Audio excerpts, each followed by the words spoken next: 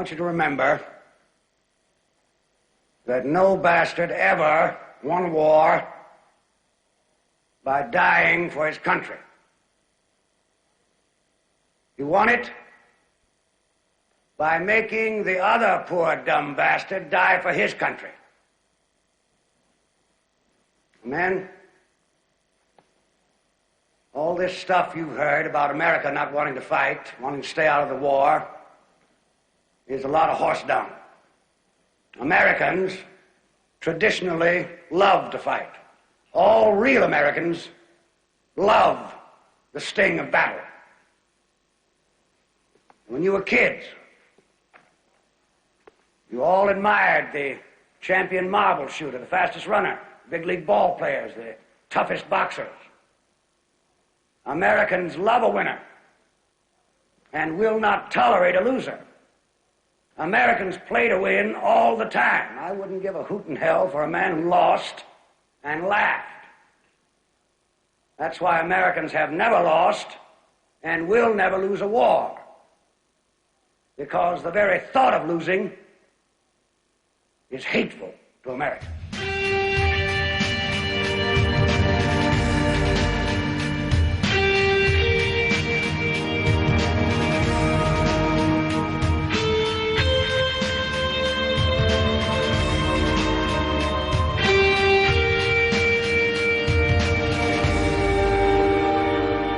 Americans like war movies because war movies have heroes and villains. Americans love heroes and they love villains. And war movies have both. There's conflict, there's drama, there's violence, there's action, and the good guy always wins. That's the key. I was a reporter at the Hollywood trade papers for 20 years. I was the labor, legal, and investigative reporter, and I was interested in organized crime and discrimination against minorities, the blacklist, a lot of things. But this was always something I was interested in, because I'd always heard that filmmakers who want military assistance have to give their scripts, and I thought, well, gee, I wonder if there's any paperwork on this. So I started looking into it, and I found that there are tens of thousands of pages of documents, the correspondence between the producers, internal memos written by the military. And I love documents, and this is a book and a story that's really can only be told with the documents. So I just became obsessed with the documents, and the documents are really startling. This is a TV show from the 1950s, a very popular TV show in America called Lassie, about a little boy and his dog.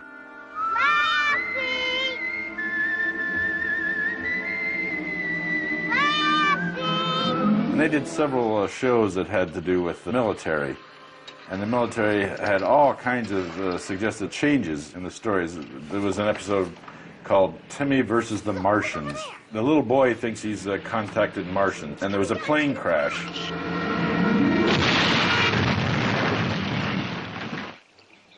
In the original story, the Army came out and did a test and picked up all the pieces of the crashed airplane, and they took it to the wind tunnel and tested it.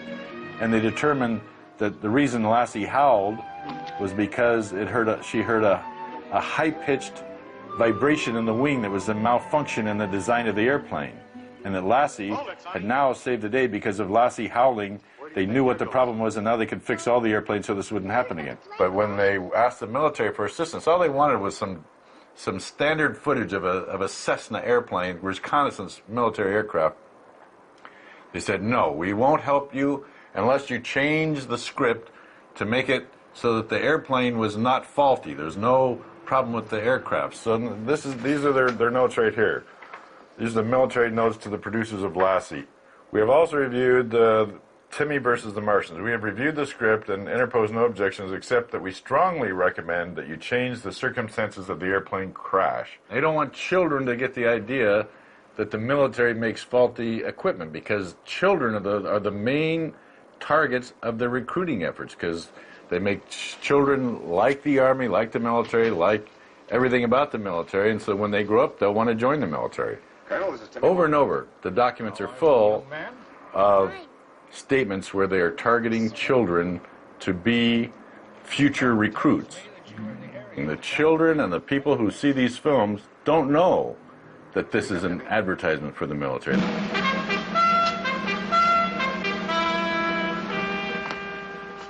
The military generally allow themselves to be involved with Hollywood because they're already spending tens of millions of dollars every year on making promotional commercials to try and get recruits. On the other hand, we in Hollywood just want to, make a bigger and better movie, giving the audience more bang for their buck. So it's not hard to see what we're trying to get out of it. The vast majority of people around the world have never lived through war. While some have witnessed its horrors, few have actually participated in combat. Most of our ideas about war come from watching movies, above all, American movies. Hollywood has never stopped filming visions of war in all its possible forms, scales, and fronts. Past wars, present wars. These are just a handful of films that went through the Pentagon approval process. This is Behind Enemy Lines, Full Cooperation, G.I. Jane, No Cooperation, Full Metal Jacket, which showed Marines killing other Marines, No Cooperation, 13 Days, No Cooperation, Top Gun, great film for the Navy, Full Cooperation, Platoon, No Cooperation. The military hated that movie. Three Kings, of course, showing the soldiers stealing gold from the Iraqis, No Cooperation. Patton, of course, they loved this picture, Full Cooperation.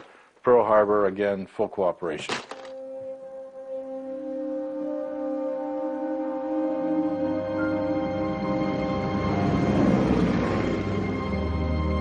How long is America going to pretend the world is not at war? From Berlin, Rome, and Tokyo, we have been described as a nation of weaklings and playboys who hire British or Russian or Chinese soldiers to do our fighting for us. I'm going to the war. Yes, ma'am. 1941. A date which will live in infamy.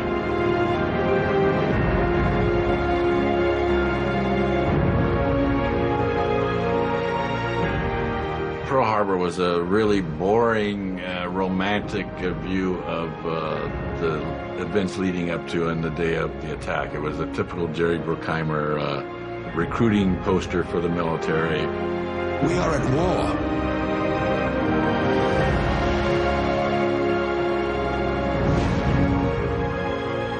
Perhaps the worst thing about the collaboration between Hollywood and the military is not the censorship that goes into the films, but the self-censorship.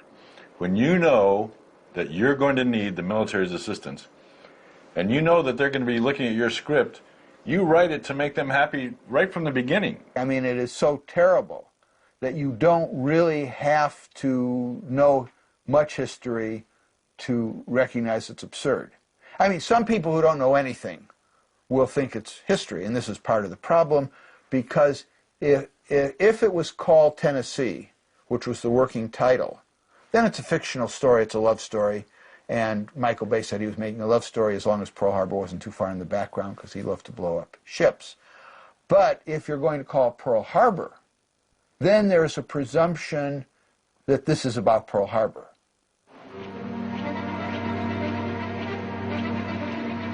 In the late 1920s, the American War Department created an office to act as a bridge between the motion picture industry and the armed forces.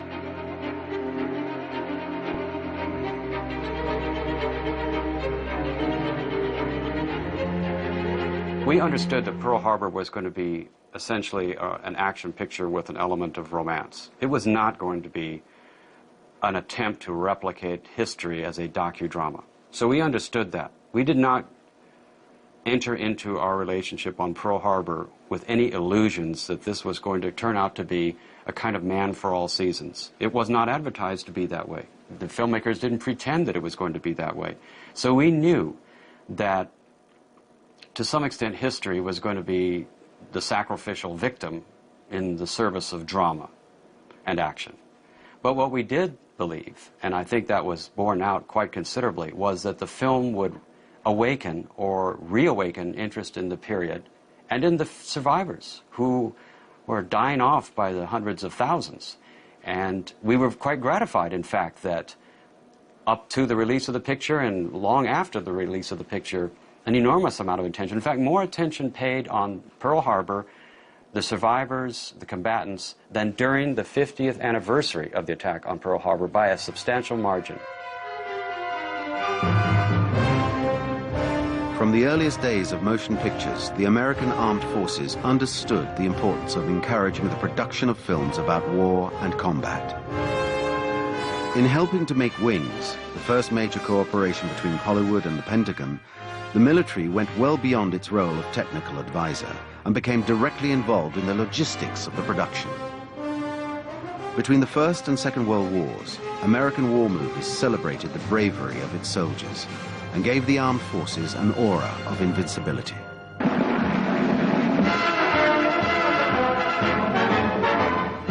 Bye, bye, bye, bye, bye, and by and by. Beginning in 1941, Hollywood joined the war effort. By 1943, over 26,000 members of the film industry were serving under the American flag. Never before had Hollywood and the military been so close. Stars traveled to distant fronts to raise troop morale. All sectors of the industry, from artists to technicians, were called to lend a hand.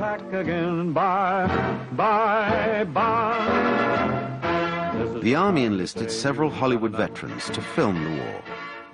John Ford followed the events in the Pacific. William Wyler and John Sturgis, the aerial battles in Europe. And George Stevens, the D-Day landing.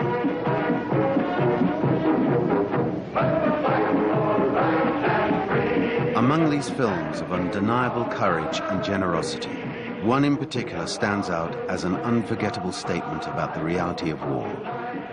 And yet for over 30 years, it was banned in America.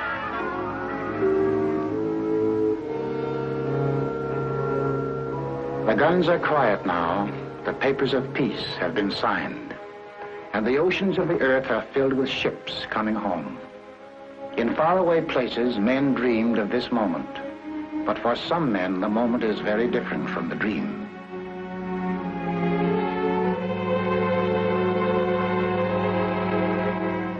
Here is human salvage, the final result of all that metal and fire can do to violate mortal flesh.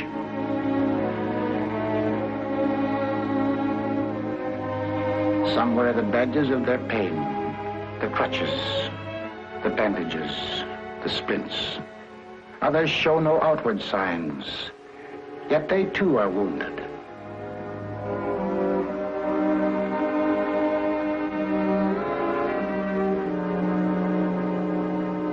The psychiatrists listen to the stories of the men who tell them as best they can. The names and places are different. The circumstances are different.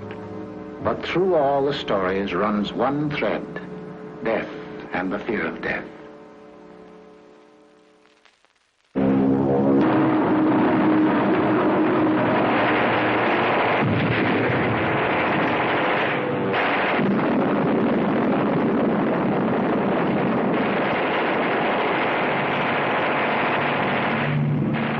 Throughout the 60s, Hollywood continued to celebrate the military feats and traditional heroism of American soldiers during World War II, the perfect example of a just war. The Longest Day is one of the most important films to come from this period. It represents a high point in the relationship between Hollywood and the Pentagon. Never again would they achieve the same level of mutual cooperation.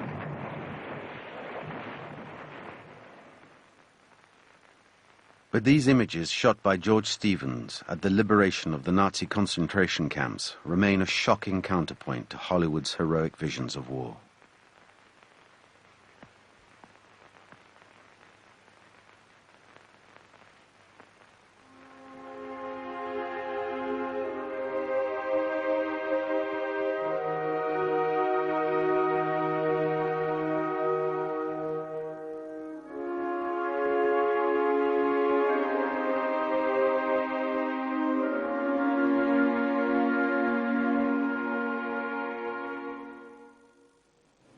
there's one thing that you men will be able to say when you get back home. And you may thank God for it. 30 years from now, when you're sitting around your fireside with your grandson on your knee, and he asks you, what did you do in the great World War II? You won't have to say, well, I shoveled shit in Louisiana. All right, now you sons of bitches, you know how I feel.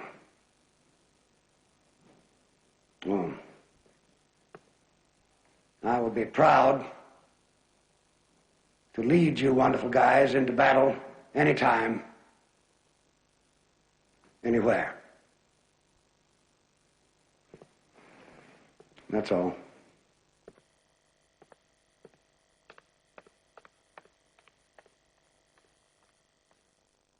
Americans on one level deny that they like war and therefore violence, that they're peace-loving people.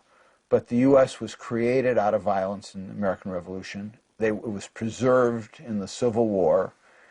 Its expansion came through violence. And then in World War I and World War II, it made the world safe for democracy, using violence for good means.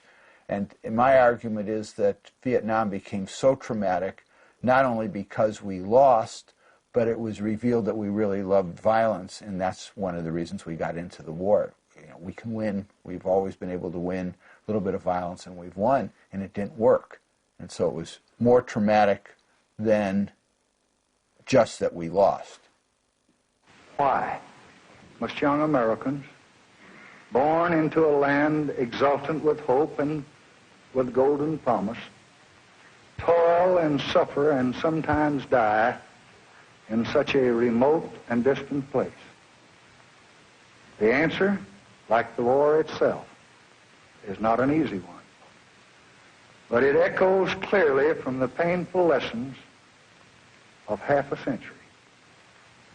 3 times in my lifetime, in 2 world wars and in Korea, Americans have gone to far lands to fight for freedom. We have learned at a terrible and a brutal cost that retreat does not bring safety, and weakness does not bring peace. And it is this lesson that has brought us to Vietnam.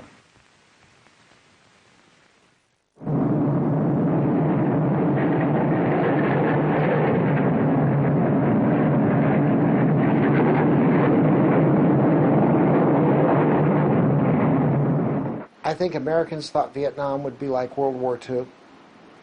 I'm not sure the movies made that great a contribution to it. I think that may be an exaggeration. I believe that with Vietnam what happened is that our leaders lied to us. And when you have leaders who lie to you, and they lied to themselves about Vietnam, then the public is going to go along with it because there's a natural trust of the leadership until the leadership proves untrustworthy. Eventually, Lyndon Johnson lost the trust of the country. There's indications that that may happen to George Bush. You cannot go to war lying about why you're going to war. Hell no, we won't go! Hell no, we won't go! Hell no, we won't go! Hell no, we won't go! Please now, please now, please now, please now, please now, please now, please now, please now. In this country, there is still a view that the Vietnam War could have been won. The people currently in power in Washington, the President of the United States, his cabinet, Cheney, all these people, believe that that war could have been won. They believe that it was okay to lie about the people in order to get that war to be won. That attitude, that view is what's being sold in Hollywood and elsewhere now in order to get movies that are favorable to the United States and to sell the idea that it's okay for young men to go and women to go off and die in war, that that's acceptable. To be a superpower, there's a basic belief that you must glorify war in order to get the public to accept the fact that you're going to send their sons and daughters to die. That is a very cynical way to run a government. And in the end, it will bite you. Because if there's no serious effort to explain to the public why you're going to war, or if you lie to the public, it will catch up with you. As America sinks into the quagmire of Vietnam, the movie industry begins to lose interest in representing war on screen. After such films as Patton, MASH, Catch-22, and Tora Tora Tora, Hollywood brings the production of war films to a halt. America's defeat in Vietnam leaves the country traumatized and unwilling to address the subject of war for some time, with one exception, the Green Berets.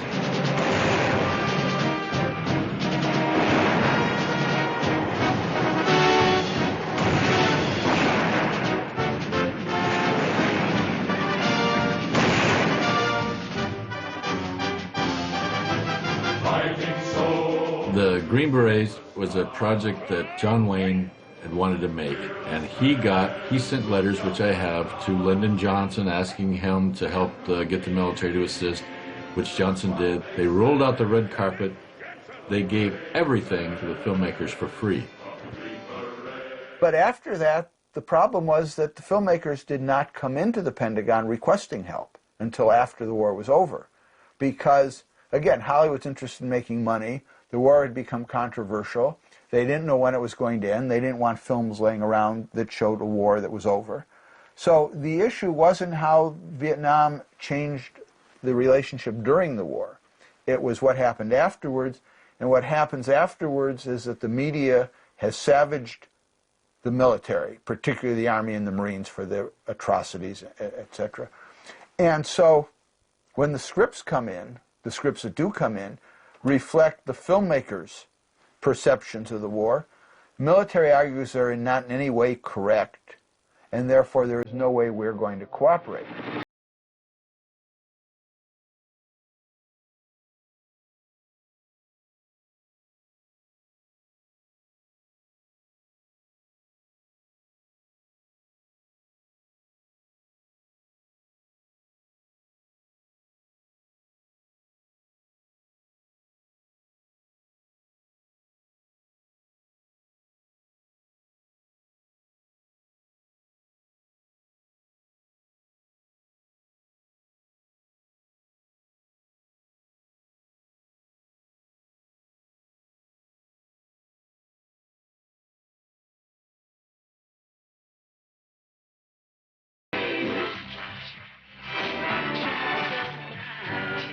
The first real casualty of war is innocence. The first real movie about the war in Vietnam is Platoon.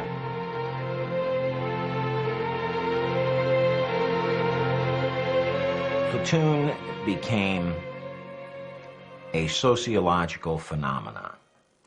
Now, whether it was just that the nation was ready for a healing between its Vietnam veterans and the society that essentially denigrated them, essentially neglected them when we came home, or whether it was just such a terrific film that it brought people out of their reserve. It melted the ice.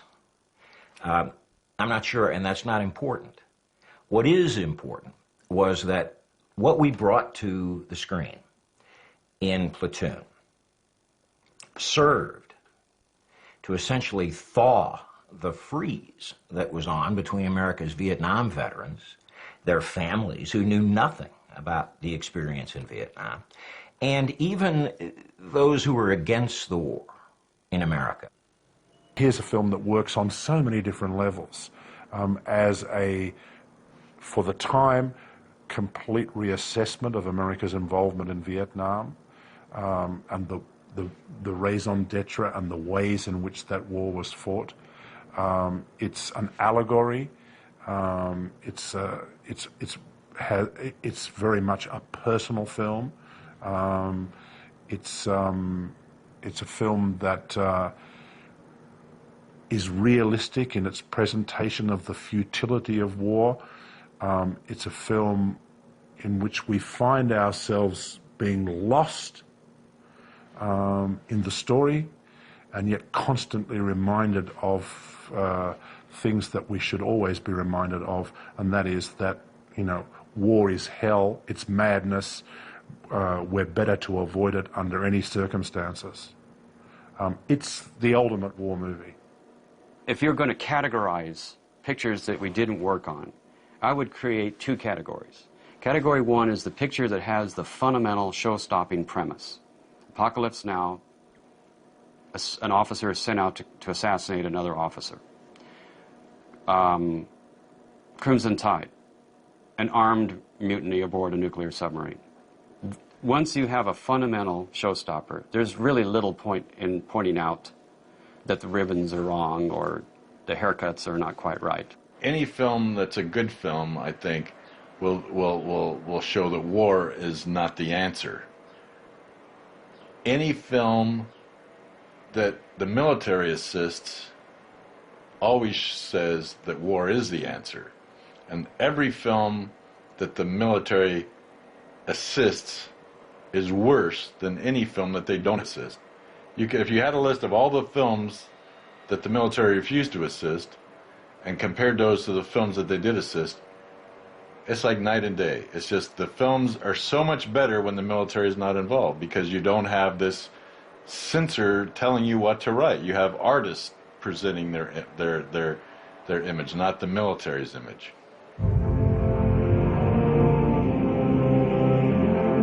After Vietnam, America enters a new era of peace. The Pentagon invests in technological research, convinced that the safety of its borders and its capacity to intervene depend on technological superiority.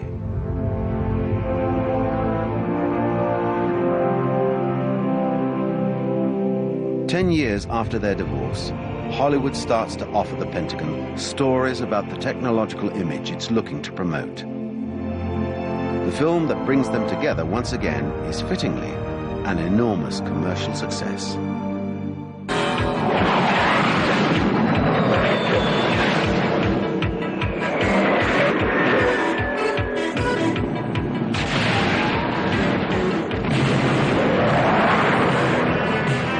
I'm going to send you up against the best. Yes, sir.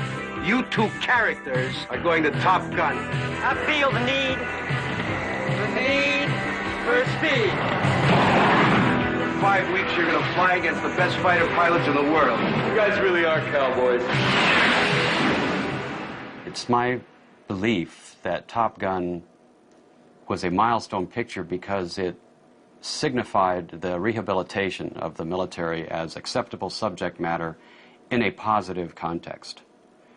It showed to me and to a great many other people that you could make a film that portrayed the military, the U.S. military, in a positive way and make money and not become a pariah in Hollywood. I'm not saying it was the first picture to do that, but I'm saying it was the most important picture that symbolized that change in public opinion. Sparkle on.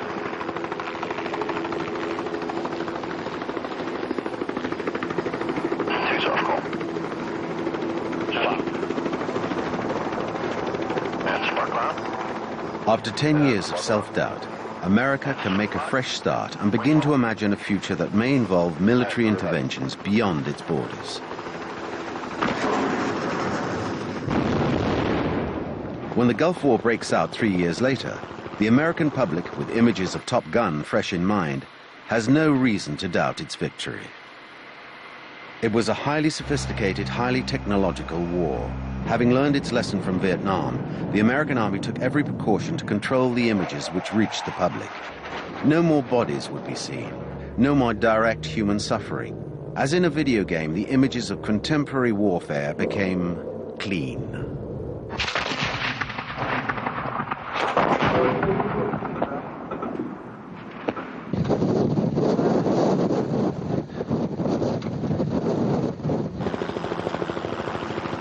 Is it possible for the movies to present a balanced representation of war if America dominates its adversaries in every way? Such a demonstration of superior strength makes dramatic tension hard to sustain. Perhaps that explains why Hollywood made so few films about the Gulf War. In the 90s, a new cycle of films imagines all the ways the enemy might sneak through gaps in technology in order to take advantage of the weaknesses of the American defense system. These films anticipate a new era in which war becomes asymmetrical. About 10 years ago, it just seemed so obvious that the next big conflict was going to be a conflict between non-aligned soldiers and the enemy of so many people in their minds, America. So it's no accident that terrorism was already the front page headlines in the movies long before it became front page headlines in the New York Times. It's Agent Hubbard, FBI. And what I propose is that you let these people go, and I'll take their place. I'm going to take your silence to mean that you're considering my offer. Oh. Oh, God. London, Belfast, Beirut. We're not the first city to have to deal with terrorism. This is New York City. We can take it. It's interesting in that if you imagine a melodrama, one needs to have an antagonist, and that antagonist has taken many faces over time.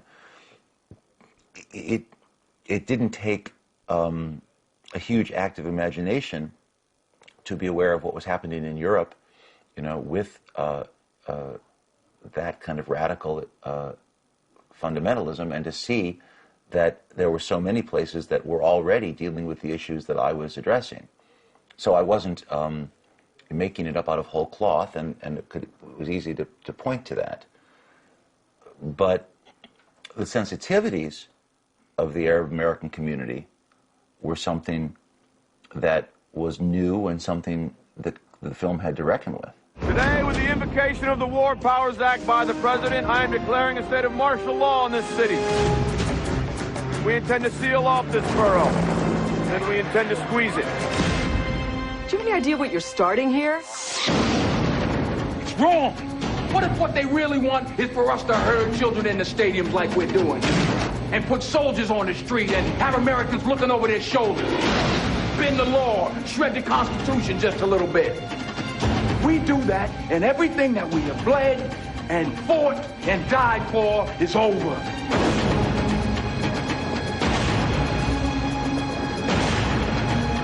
Don't you ever again question my command, is that clear?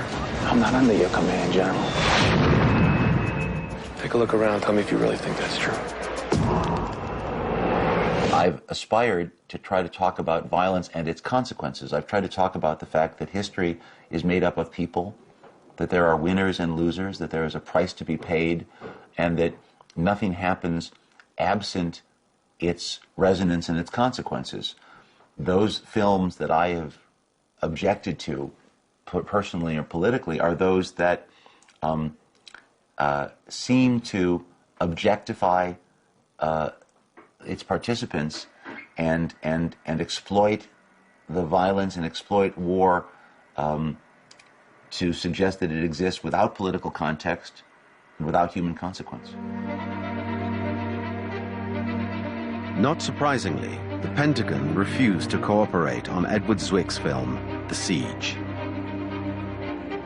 Any aspect of the script that deals with military ethics, the behavior of soldiers and officers in times of peace and war, is the object of particular scrutiny by the liaison officers who look at the scripts proposed by the studios. There are many subjects and themes that draw their attention, and the different possible reasons for denying cooperation constantly evolve. Often, the special assistant to the Secretary of Defense for Entertainment Media will receive a script concurrently with my office. I'll do a sort of peripheral read where I just kind of get the main points and see where does it have the Army. And that's the first thing I look for, is the first specific Army or military mention. And I'll sort of make notes, okay, we're here. The second time I'll go through and read it with a bit more critical eye. how would that soldier really behave in that situation? What sort of language is this soldier using? How is the soldier viewed by the civilians in the picture? What is the mood of the piece? And I go by it step by step until I can get through it, and it'll be a script similar to this one that's full of notes. First of all, when we look at scripts, you know, are we conducting damage control? And the answer is absolutely. It's not my role here to vilify the armed forces, because I'm a believer of the armed forces. I wouldn't be in this job if I didn't. And my colleagues feel the same way. Those who are in the military obviously are adherents, otherwise they would vote with their feet and quit. So we are all very much of the opinion that the military is an institution for the betterment of the United States. So any picture that's contrary to that fundamental premise is going to be a problem for us. I just wonder how many of the 600 Americans that have been killed in Iraq joined the military because they saw some movie when they were a kid that they'd say, oh, I want to join the military. I saw this movie and it looks great.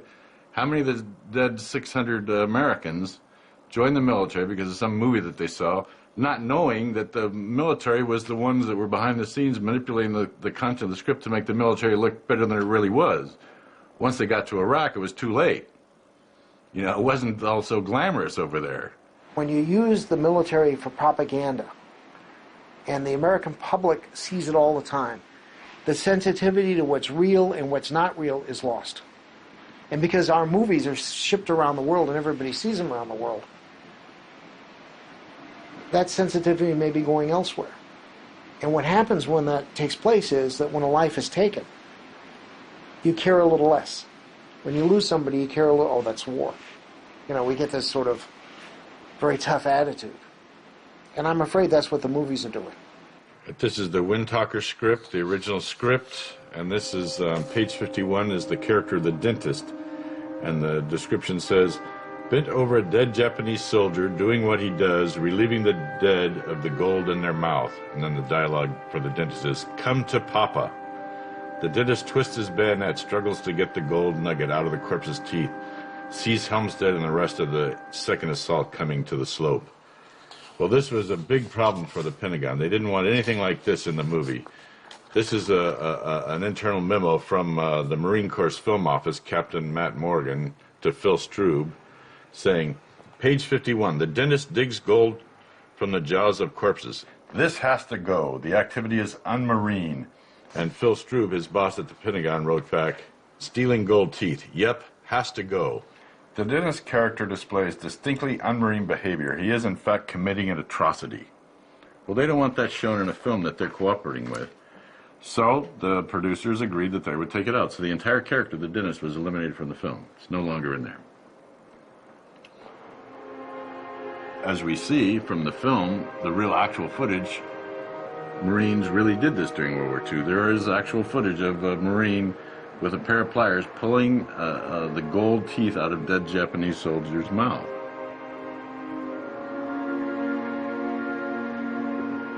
This is the real face of war, not the idealized, heroic version that the Pentagon wants to project.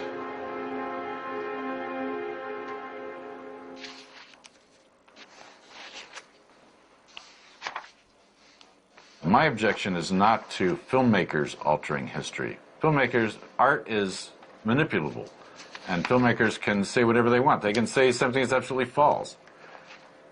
But when the military starts dictating the content of art and saying what history is, and their idea of history, well, we know that's completely false. And one of the great examples is what they tried to do with the film 13 Days.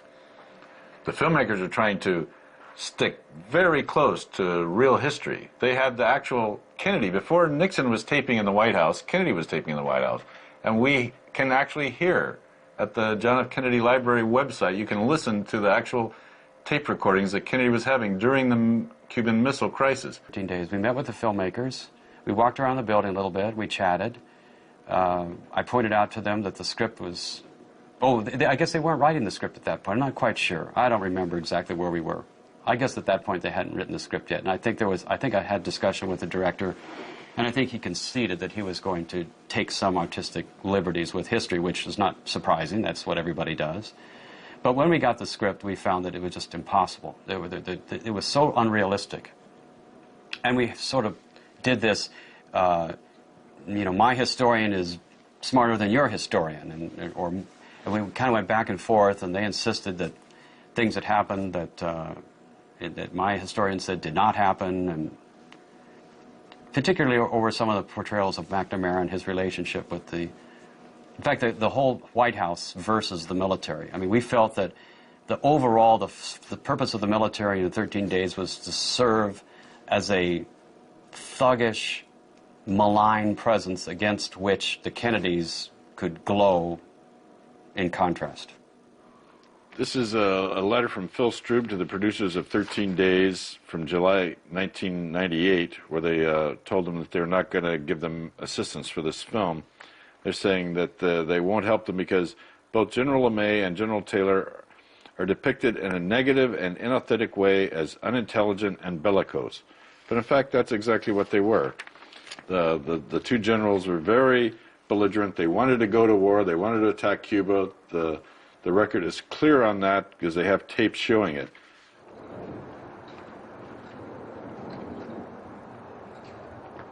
The United States established the First Amendment of the Constitution as one of the keys to the American system of democracy.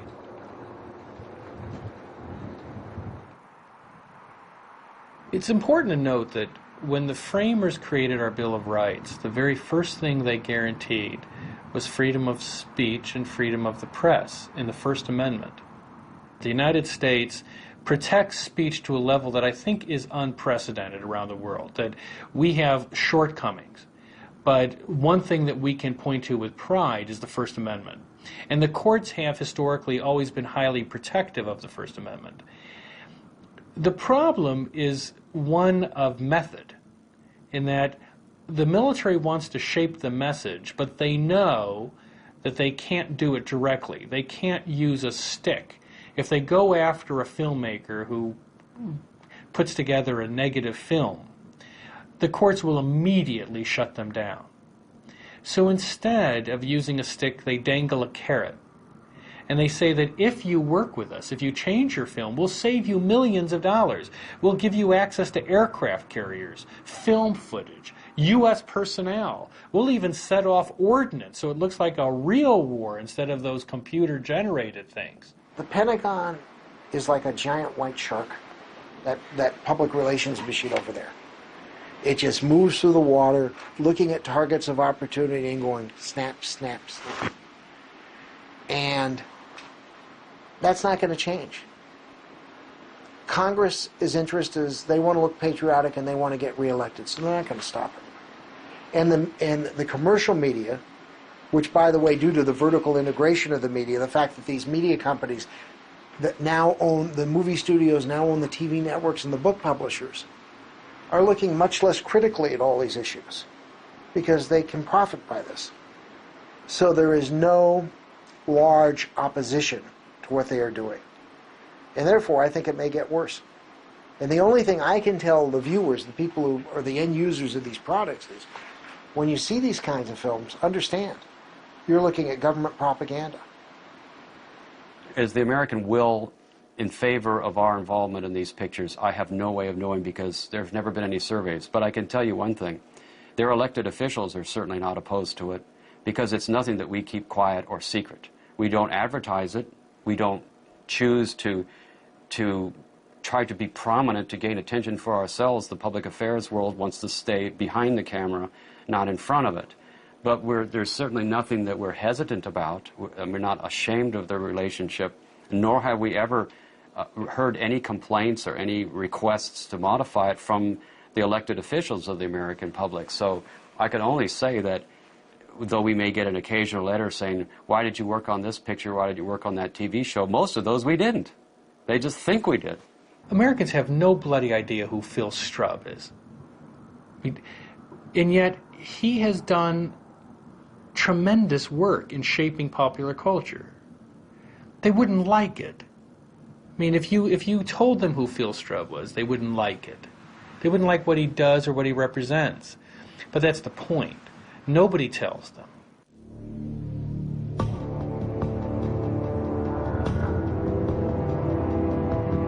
I do solemnly swear to support and defend the Constitution of the United States against all enemies, foreign and domestic. So help me God. So help me God.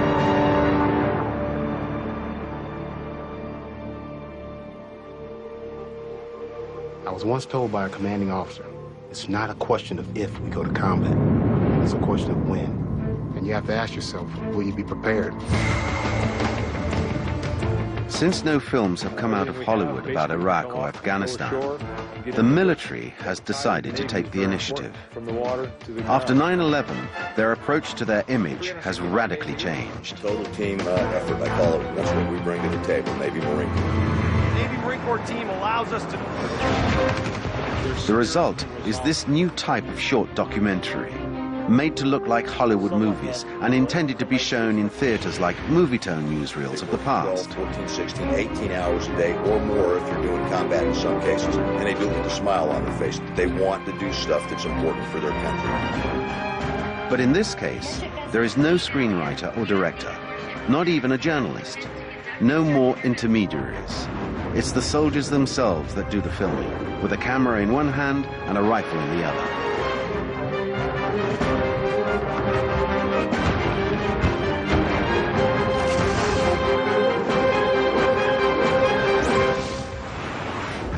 Anybody can take a video camera and point it, but to go out and also to be under fire, as you've seen from the films, you know, that's not Hollywood, that's real. I mean, these guys were going in front of live rounds, missiles, tanks, and it's no games, and there's no retakes, and there's no reshoots.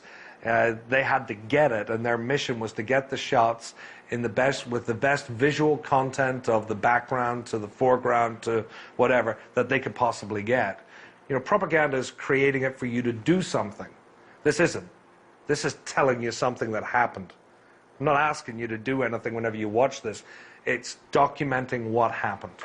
The goal is really simple, for every person in America to see it. The message, there's people overseas protecting your freedom of speech. That's it.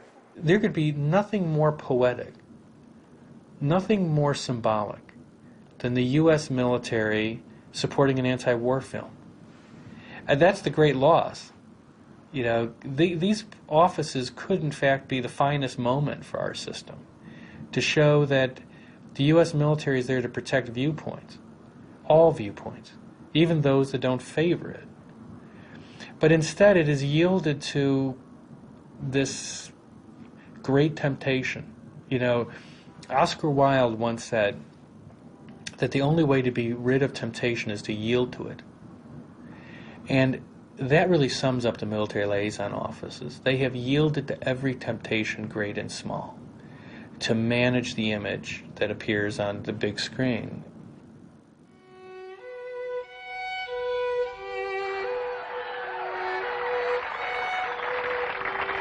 My name is Bruce Sanabria from New York, and I have a Vietnamese campaign ribbon, Vietnamese service ribbon, National Defense ribbon, and a Purple Heart. For the brothers and sisters this year.